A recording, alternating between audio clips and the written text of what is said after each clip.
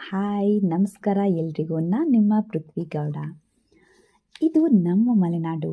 ಕಣ್ಣಿಗೆ ಮನಸ್ಸಿಗೆ ಸದಾ ಸಂತಸ ನೀಡುವ ಮಲೆನಾಡ ಸೊಬಗು ಸೌಂದರ್ಯವು ಅಬ್ಬಬ್ಬಾ ಎಷ್ಟು ಚಂದ ಅಂತೀರಾ. ಅದರಲ್ಲೂ ನಮ್ಮ ತವರು ಮನೆ ಅಂದರೆ ಯಾರಿಗೆ ತಾನೇ ಇಷ್ಟ ಇಲ್ಲ ಹೇಳಿ.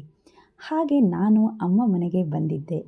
ಆದರೆ ಬರೋ ದಾರಿಯಲ್ಲಿ ಆನೆಗಳ ಹಾವಳಿ ಹೆಚ್ಚಾಗಿದೆ. ಅಪ್ಪ ಅಮ್ಮ ಇರೋದು ಶೃಂಗೇರಿ ತಾಲೂಕಿನ ಬಲೆಕಡೆ ಎಂಬ ಪುಟ್ಟ ಗ್ರಾಮದಲ್ಲಿ. ಇಲ್ಲಿ 2 ತಿಂಗಳಿಂದನೂ ಆನೆಗಳು ಬೀಡು ಬಿಟ್ಟಿದೆ. ಹಾಗೆ ಮನೆಯಲ್ಲಿ ಇರೋದಕ್ಕೂ ಸೇಫ್ ಇಲ್ಲ. ಇಲ್ಲಿ ಹೇಗಪ್ಪ ಜೀವನ ನಡೆಸೋದು ಅಂತ ಜನ ಕಣ್ಣೀರಿಡುವ ಪರಿಸ್ಥಿತಿ. ಹಾಗೆಯೇ ಇಲ್ಲಿ ನೋಡಿ ನಮ್ಮ ಮನೆ ಹತ್ತಿರ ಹೇಗೆಲ್ಲ ಆನೆಗಳು ಮರವನ್ನು ಬೀಳಿಸ್ಬಿಟ್ಟಿದೆ ಅಂತ.